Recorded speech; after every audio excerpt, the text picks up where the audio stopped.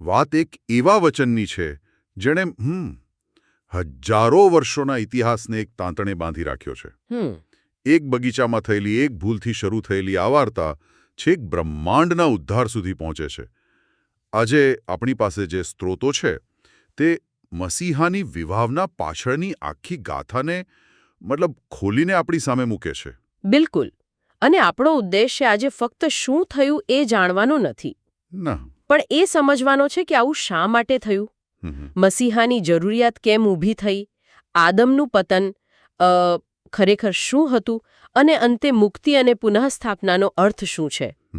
આ સ્ત્રોતો આપણને એક મોટા બ્રહ્માંડીય નાટકના પાત્રો અને તેમના હેતુઓને સમજવામાં મદદ કરશે. તો ચાલો આ જટિલ પણ અત્યંત રસપ્રદ વિષયમાં ઊંડા ઉતરીએ. શરૂઆત કરીએ એ મૂળભૂત પ્રશ્નથી કે આ બધી ગડબડ શરૂ ક્યાંથી થઈ? આપણે મસીહા શબ્દ ઘણીવાર સાંભળીએ છીએ, પણ આ સ્ત્રોતો તેની ભૂમિકાને બહુ સ્પષ્ટ રીતે વ્યાખ્યાયિત કરે છે. તેઓ કહે છે કે મસીહાનો અર્થ છે અભિષિક્ત, અને તેમની 3 મુખ્ય ભૂમિકાઓ છે. હા. એક, પૈગંબર તરીકે, જે ઈશ્વરનો સાચો માર્ગ બતાવે. બીજું, યાજક તરીકે, જે ભૂલોની કિંમત ચૂકવે. અને ત્રીજું, રાજા તરીકે, જે અંતિમ ન્યાય અને વ્યવસ્થા સ્થાપિત કરે. અહીં રસપ્રદ વાત એ છે કે સ્ત્રોતો મુજબ મુક્તિ કોઈ એમ જાદુઈ ઘટના નથી, પણ એક વ્યવસ્થિત પ્રક્રિયા છે. તેને એક પૈગંબર જોઈએ જે રસ્તો બતાવે, એક યાજક જે કિંમત ચૂકવે, અને એક રાજા જે વ્યવસ્થા સ્થાપિત કરે. આ ત્રણેય વગર ગાડી આગળ વધી જ ન શકે.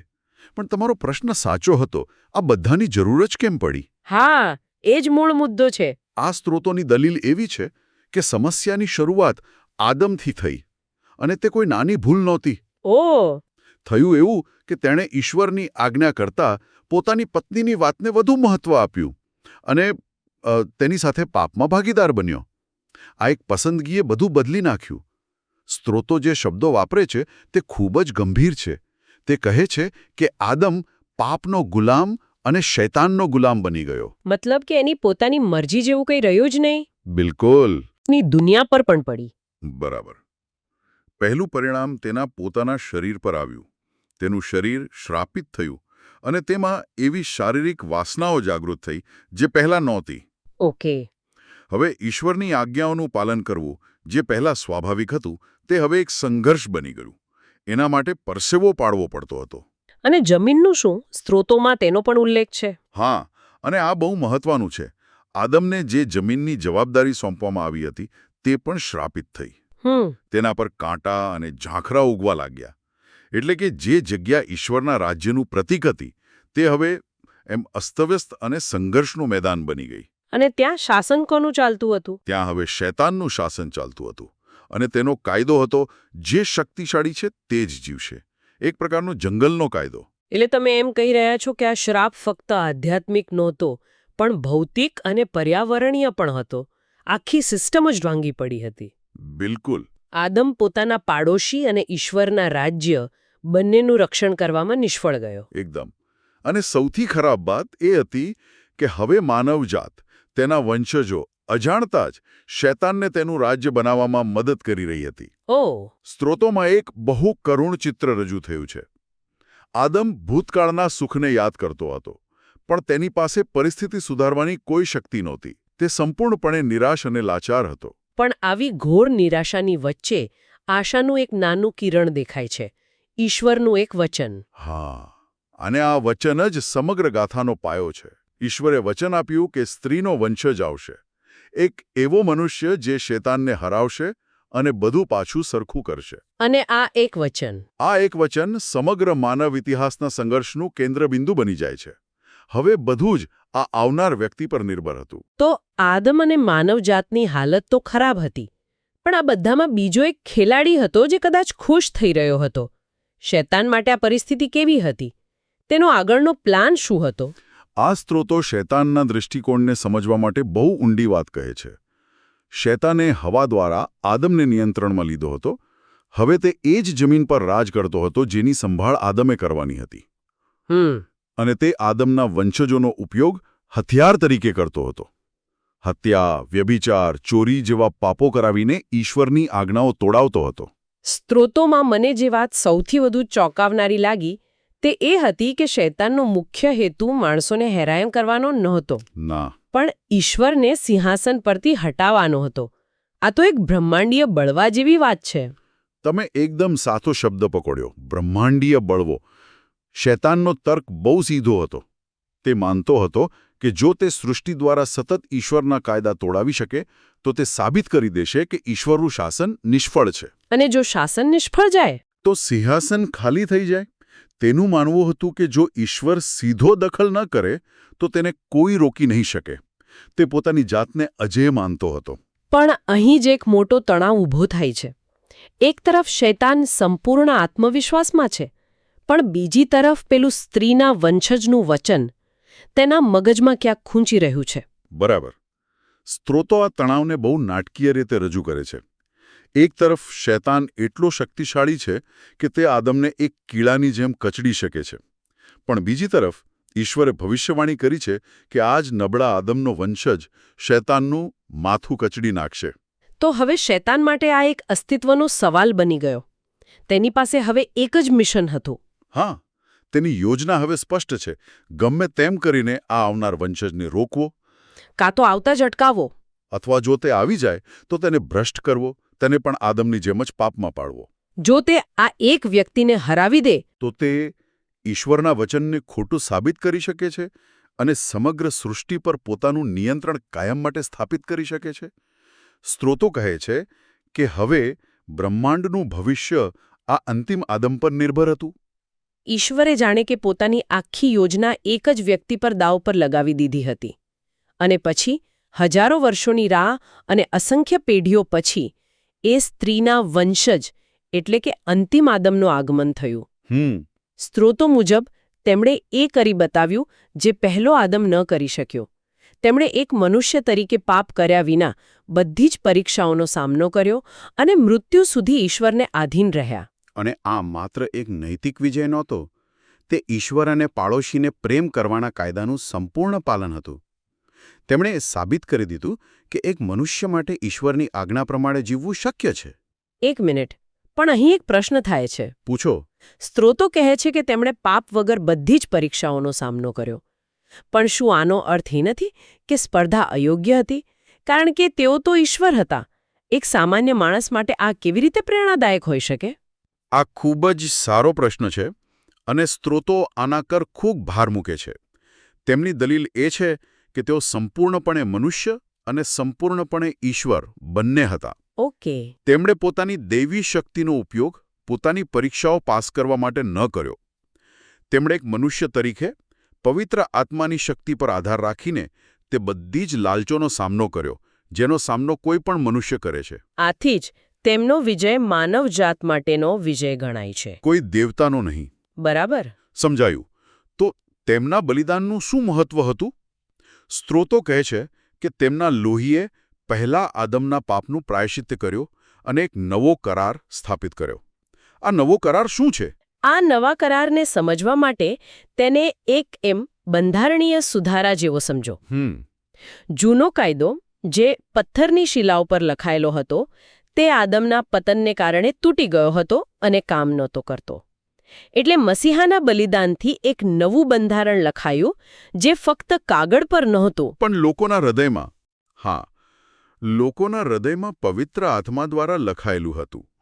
આ એક એવો કરાર હતો જે સંબંધો પર આધારિત હતો, માત્ર નિયમો પર નહીં. તો આ નવા બંધારણને કારણે સામાન્ય માણસ માટે શું બદલાયું? શું તે માત્ર એક ઐતિહાસિક ઘટના હતી? ના, બિલકુલ નહીં. સ્ત્રોતો અનુસાર તેના પરિણામો ખૂબ જ વાસ્તવિક અને વ્યક્તિગત હતા. પહેલું, પાપોની સંપૂર્ણ ક્ષમા મળી. પણ બીજું, અને આ ખરી ક્રાંતિ છે. શું? હવે પવિત્ર આત્મા ક્ષમા પામેલી વ્યક્તિની અંદર નિવાસ કરી શકે છે, જે પહેલા શક્ય નહોતું. અને આ પવિત્ર આત્માના નિવાસથી શું ફરક પડે છે? આનાથી જ બધો ફરક પડે છે. સ્ત્રોતો જણાવે છે કે પવિત્ર આત્મા દ્વારા વ્યક્તિનો નવો જન્મ થાય છે. નવો જન્મ? હા, અને આ નવા જન્મથી વ્યક્તિને એવી આંતરિક શક્તિ મળે છે જેનાથી તે પાપ, શારીરિક વાસનાઓ અને મૃત્યુના ડર પર વિજય મેળવી શકે છે. એટલે જે લાચારી પહેલો આદમ અનુભવતો હતો તે હવે સમાપ્ત થઈ શકે છે. બરાબર. હવે વ્યક્તિ પાસે પસંદગી છે. તે ફરીથી સ્વતંત્ર છે. સ્ત્રોતો વધસ્તંભ એટલે કે ક્રોસ પર એક ઊંડી વાત કહે છે.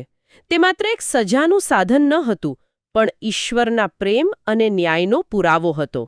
આ સમજાવશો. આ એક એવો મુદ્દો છે જ્યાં સ્ત્રોતો આપણને થોડીવાર અટકવા કહે છે. અહીં પ્રેમ અને ન્યાય એક જ સમયે પોતાની ચરમસીમાએ છે. કઈ રીતે? એક જ ઘટનામાં 3 બાબતો બની રહી હતી. પિતા ઈશ્વરે પોતાના પુત્રનું બલિદાન આપ્યું, આ તેમનો પ્રેમ હતો. પુત્રએ આદમનો શ્રાપ સ્વેચ્છાએ પોતાના પર લીધો, આ તેમની આજ્ઞાપાલન હતી. અને ત્રીજું, પિતાએ વધસ્તંભ પર પુત્રનો ત્યાગ કર્યો કારણ કે તે પાપનું પ્રતીક બની ગયો હતો. આ તેમનો ન્યાય હતો. આ સમજવું થોડું જટિલ છે. હા, પણ તેનો સાર એ છે કે પાપની કિંમત કેટલી ગંભીર છે. ઓકે. તે એટલી ગંભીર છે કે ખુદ ઈશ્વરે તેની કિંમત ચૂકવી. આ ઘટનાએ ઈશ્વરની આજ્ઞાઓના મહત્વને ફરીથી સ્થાપિત કર્યું. એટલે હવે કોઈ એવું ન કહી શકે કે આજ્ઞાઓ તોડવી એ નાની વાત છે. બિલકુલ, કારણ કે તેની કિંમત બ્રહ્માંડના સર્જનહારે પોતે ચૂકવી છે. તો હવે આપણે આ બ્રહ્માંડીય સંઘર્ષના અંતિમ તબક્કા પર આવીએ છીએ.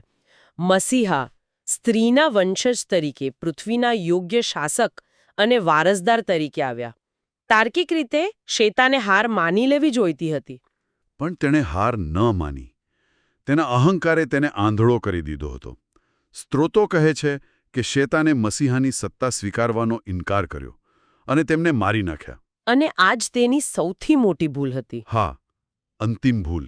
શા માટે? એવું તો શું થયું એ કૃત્યથી? ઈશ્વરના નિર્દોષ પ્રતિનિધિની હત્યા કરીને શેતાનની દુષ્ટતા બધા સ્વર્ગદૂતો અને સમગ્ર બ્રહ્માંડ સમક્ષ સંપૂર્ણપણે ખુલ્લી પડી ગઈ. એનો અસલી ચહેરો સામે આવી ગયો. બરાબર. તેણે જે દાવો કર્યો હતો કે તેનું શાસન વધુ સારું અને ન્યાયી હશે, તે દાવો પોકળ સાબિત થયો. તેણે કેવી રેખા પાર કરી દીધી હતી જે નહોતી કરવાની.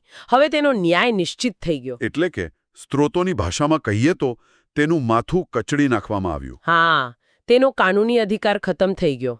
તો આ વિજય પછી પુનઃસ્થાપનાનો સમય આવ્યો.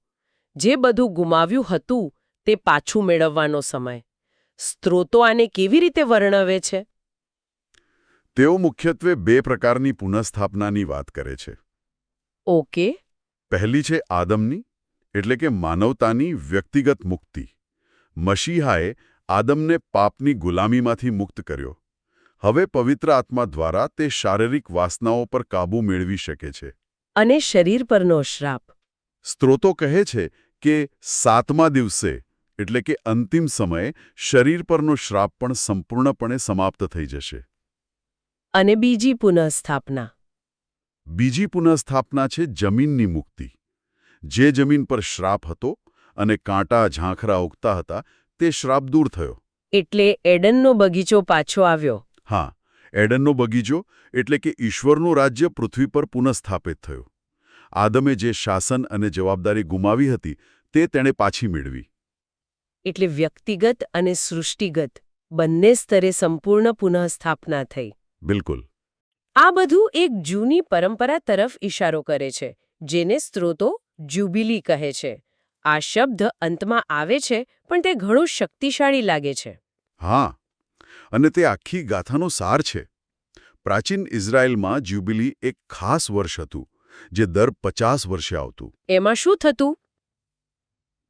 એ વર્ષે બધા દેવા માફ થઈ જતા, બધા ગુલામોને આઝાદ કરવામાં આવતા, અને જે જમીન વેચાઈ ગઈ હોય તે તેના મૂળ માલિકને પાછી મળી જતી. એટલે કે બધું નવેસરથી શરૂ? હા, સંપૂર્ણપણે નવેસરથી શરૂઆત કરવાનો સમય હતો. તો સ્ત્રોતો એમ કહે છે કે મસીહાનું કાર્ય એક બ્રહ્માંડીય જ્યુબિલી હતું. બરાબર. માનવતાનું પાપનું દેવું માફ થયું, પાપની ગુલામીમાંથી આઝાદી મળી, અને પૃથ્વી જે શૈતાનના હાથમાં જતી રહી હતી તે તેના સાચા માલિક એટલે કે ઈશ્વર અને માનવતાને પાછી મળી. જે કંઈ પણ બગીચામાં ગુમાવ્યું હતું તે બધું જ પાછું મેળવવામાં આવ્યું. હા, અને એટલું જ નહીં, તેને પહેલા કરતાં પણ વધુ સારું અને સુરક્ષિત બનાવવામાં આવ્યું. તો આજે આપણે એક બગીચામાં તૂટેલા વચનથી લઈને એક બ્રહ્માંડીય સંઘર્ષ અને અંતિમ પુનઃસ્થાપના સુધીની એક અવિશ્વસનીય સફર કરી. આપણે જોયું કે કેવી રીતે એક પસંદગીએ બધું બગાડી નાખ્યું અને પછી કેવી રીતે મસીહાના આગમન અને બલિદાનથી બધું બદલાઈ ગયું. આ સમગ્ર ગાથાનો સાર એ છે કે તે એક એવા બ્રહ્માંડની વાત કરે છે જ્યાં સ્વતંત્ર ઈચ્છા, કાયદો અને પ્રેમ એકબીજા સાથે ઊંડાણપૂર્વક જોડાયેલા છે. અને જ્યાં સારા અને ખરાબ વચ્ચેના સંઘર્ષને ઉકેલવા અને સૃષ્ટિને તેની સંપૂર્ણતાએ પહોંચાડવા માટે સૌથી મોટી કિંમત ખુદ ઈશ્વરનું બલિદાન ચૂકવવામાં આવ્યું. તે પ્રેમ અને ન્યાયની એક અદ્ભુત ગાથા છે. આ ચર્ચાના અંતે એક વિચાર પ્રેરક પ્રશ્ન મૂકીને જઈએ. ચોક્કસ. સ્ત્રોતમાં એક બહુ રસપ્રદ વાક્ય છે કે મસીહાએ સર્જિત જીવોની સ્વતંત્ર ઈચ્છાને સંપૂર્ણ બનાવી. અહીં પુનઃસ્થાપિત શબ્દ નથી, પણ સંપૂર્ણ શબ્દ છે. આ બહુ ઊંડી વાત છે. સ્વતંત્ર ઈચ્છાને ફક્ત પાછી આપવાને બદલે તેને સંપૂર્ણ બનાવવાનો વિચાર શું સૂચવે છે? આ સ્ત્રોત આપણને દૈવી કાયદા અને સાચી સ્વતંત્રતા વચ્ચેના કયા સંબંધ પર વિચાર કરવા માટે પ્રેરણા આપે છે?